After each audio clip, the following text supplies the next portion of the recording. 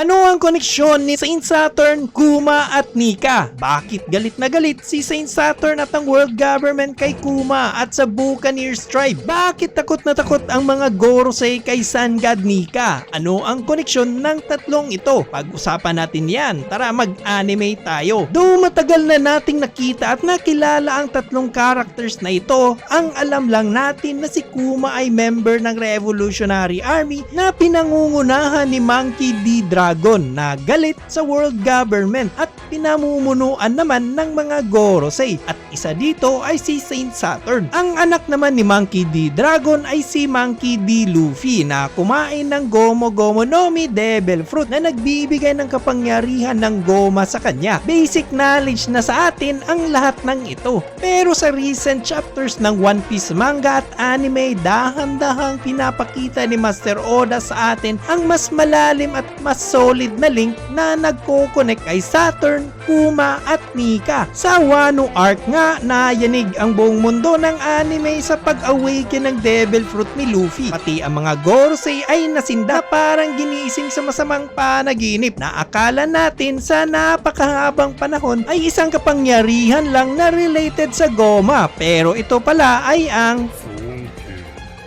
人々の現住種モデルニカ。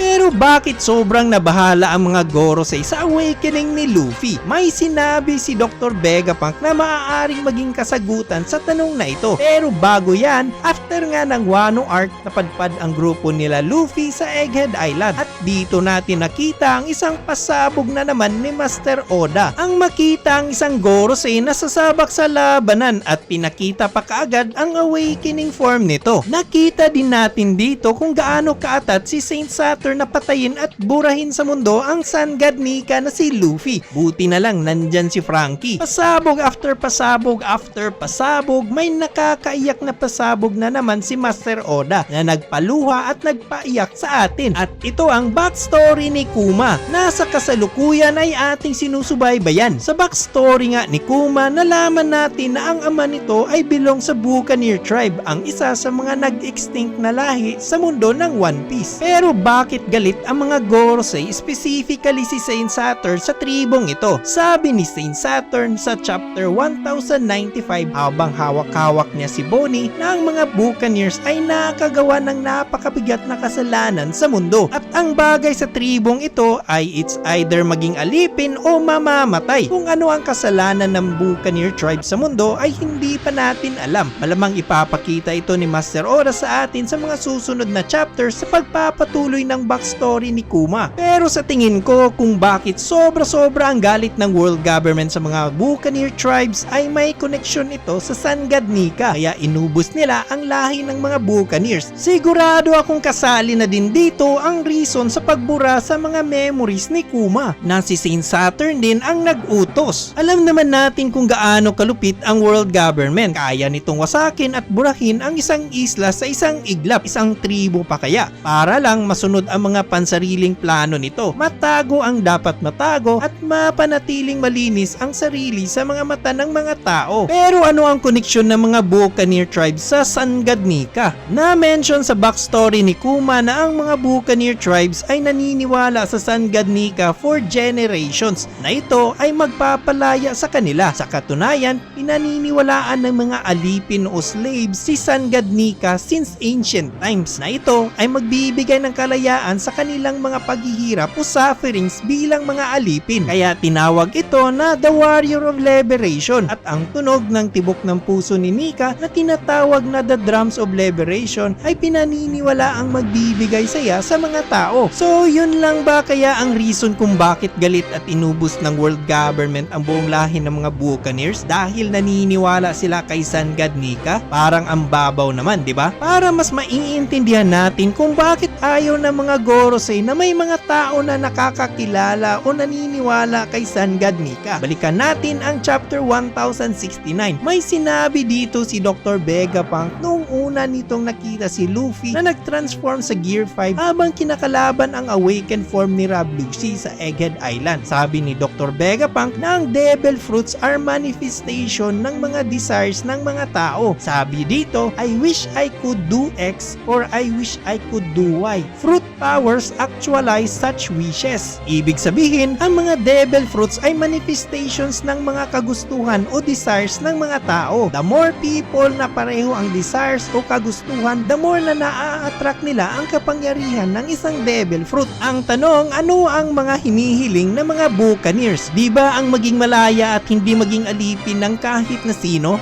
At ano naman ang bansag kay San Gadnica? Diba ito ay tinatawag na The Warrior of Liberation? Kung mapapansin nyo sa Wano Island, sinakop ito ni Kaido at ang mga tao dito ay ginawang mga alipin sa napakahabang panahon at ang kagustuhan nila ay maging malaya. Habang naglalaban nga si Luffy at Kaido, ang mga tao sa Flower Capital ay nagdarasal na sana matapos na ang kanilang paghihirap sa ilalim ni Kaido. Sa Onigashima naman, sila Nami, Otama, mga samurai, Yamato at iba pa ay malaki ang paniniwala na ililigtas sila ni Luffy. At ang lahat ng ito ay nadinig ng Devil Fruit ni Luffy. At yun nga, nakita natin nag-awakening ang kanyang Devil Fruit. At doon natin nalaman na ang totoong pangalan pala ng Devil Fruit ni Luffy ay Hito-Hito Nomi Model Nika at classified ito na isang Mythical Zoan type at kayang mag-transform sa legendary Sun God Nika, the Warrior of Liberation. Pero ang tanong, enough ba ang mga desires ng taga Wano para mag-awaken ng Devil Fruit ni Luffy? Sa tingin ko, hindi. Hindi enough ang desires ng mga tao sa isla ng Wano para gisingin ang kapangyarihan ng Sun God Nika. Pero bakit nag-awakening ito? Sa tingin ko, nag-awakening ng Devil Fruit ni Luffy dahil sa dami ng mga niliberate o pinalaya ni Luffy na nag-accumulate na ito na parang tubig sa isang lalagyan. Ang mga desires ng mga tao sa Wano Island ang pumuno at nagpaapaw nito mula sa Drum Island kay Wapol, sa Arabasta kay Crocodile, Fishman Island kay Hody Jones, Dressrosa kay Doflamingo, Zoo ang country sa likod ni Zunisha at ang Wano Country. Hindi pa kasali yung mga small groups o individual na iniligtas ni Luffy. Habang dumadami ang mga naniniwala kay Luffy, mas lalo itong lalakas. Lalo pa ngayon na nagsisimula ng makilala muli ang Sun God Nika mismo sa buong mundo ng One Piece. At dahil dito, dadami pa ang mga inalipin na mga tao at bansa na magdedesire at maniniwala kay Sun God Nika. Kaya pilit ibinubura ng world government lahat ng impormasyon tungkol sa Devil Fruit na ito. Kahit na isang tao, isang tribo, isang bansa man na may impormasyon kay Nika ay siguradong mawawala. Kaya sa sobrang desperate ng world government na mawala si Luffy, kaya nilang isacrifice lahat, mabawasan man ang kanilang mga assets. Even si Saint Saturn lumutang at bumaba na mismo sa lupa na naka-awaken form na para patayin si Luffy. Pero sabi ni Dr. Vegapunk, but as long as people wish for him, his existence will never truly disappear. As long as may Kuma, Bonnie, Dr. Vegapunk na nakakaalam sa history tungkol kay Nika, hindi ito mabubura ng kahit na sino. Habang may inaalipusta